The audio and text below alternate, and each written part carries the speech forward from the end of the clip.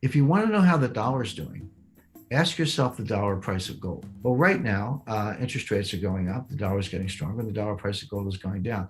There's every reason to expect that will reverse sooner than later. This is not the first time we've seen interest rates spike. If you go back over the last 10 years, the yield to maturity in the 10-year Treasury note has spiked on a number of occasions, but notably, it hit about 3.5%, came down.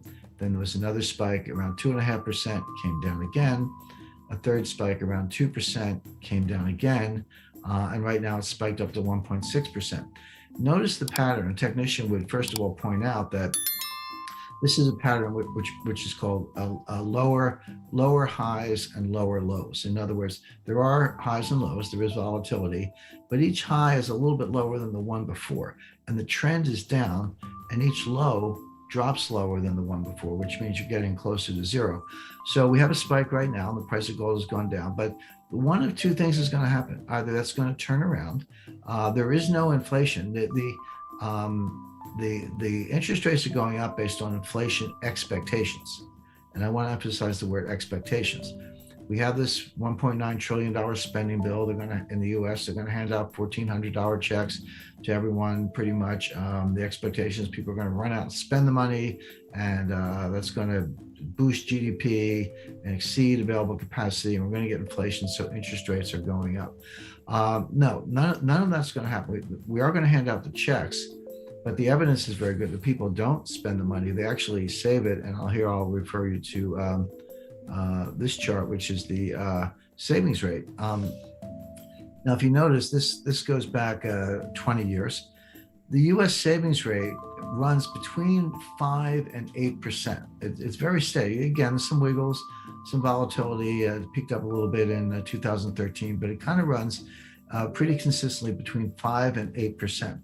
Look at what happened at the start of the pandemic. It went up to almost 20%. I think that's over close to 30%. So it spiked to 30%.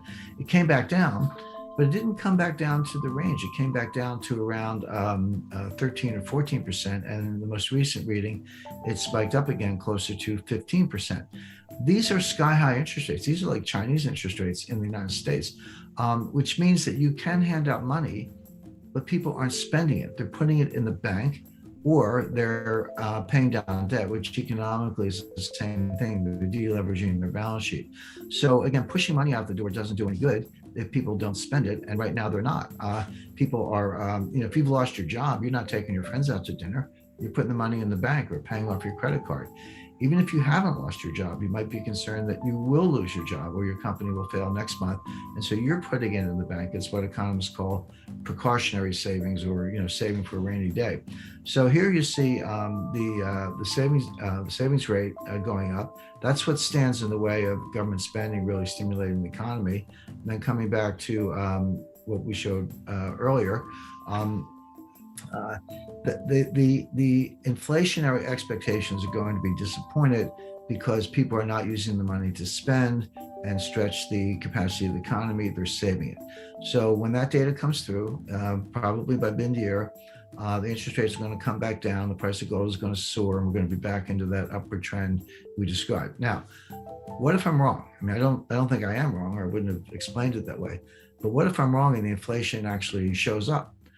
Guess what? Gold's going to go up. In other words, gold will go up if interest rates come back down, or if we get actual inflation, gold is going to go up, because it always does in inflation. Right now, we have the kind of the worst of all possible worlds. We have higher interest rates in anticipation of inflation, but we have no actual inflation. So there's no actual inflation there to get the price of gold going, but the higher interest rates are a headwind because it makes the dollar stronger.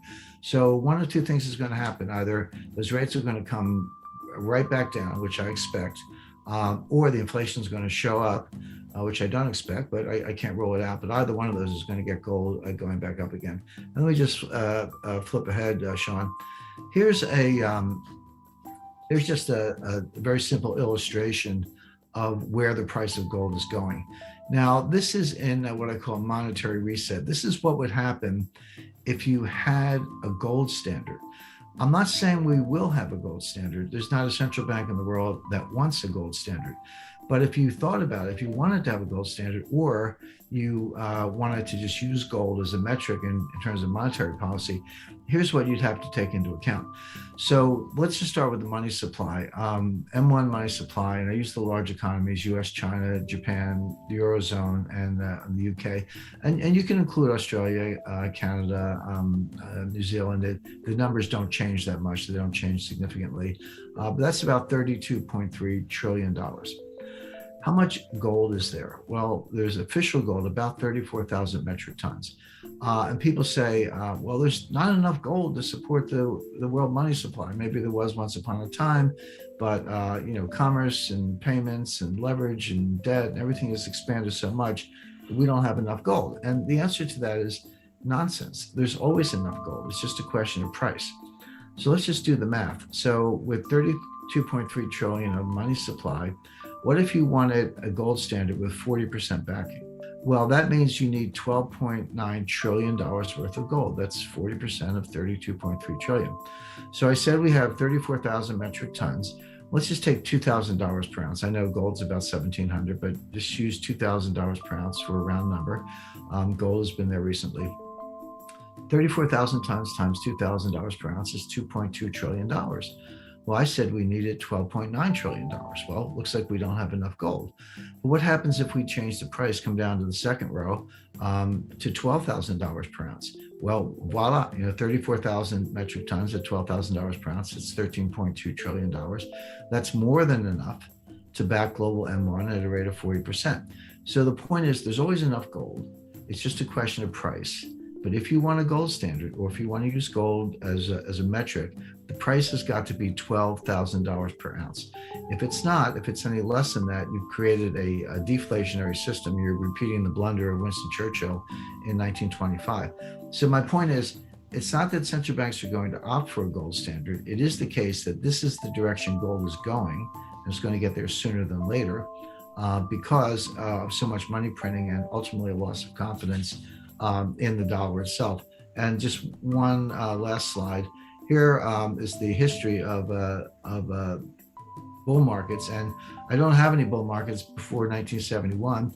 Well, there's a reason for that, which is before 1971, gold was money. It wasn't a question of, there was a gold standard, there was a fixed price for gold, but gold was actually a form of money. It was treated as such by the IMF and others. It was only in 1971 when Richard Nixon stopped the convertibility of dollars for official gold that the gold market went its own way. So we're now in the third great bull market. The first bull market you see goes from 1971 to 1980, and that was a 2,100% gain. Then we had a long bear market, just kind of flat to down, grinded down for almost 20 years. And then in 1999, the second bull market takes off. Gold was about $250 an ounce at the time. And that ran until August 2011, when gold hit $1,900 per ounce. And that gain was 670%. We're now in the third great bull market of history. It started, I can tell you the exact date, December 16th, 2015.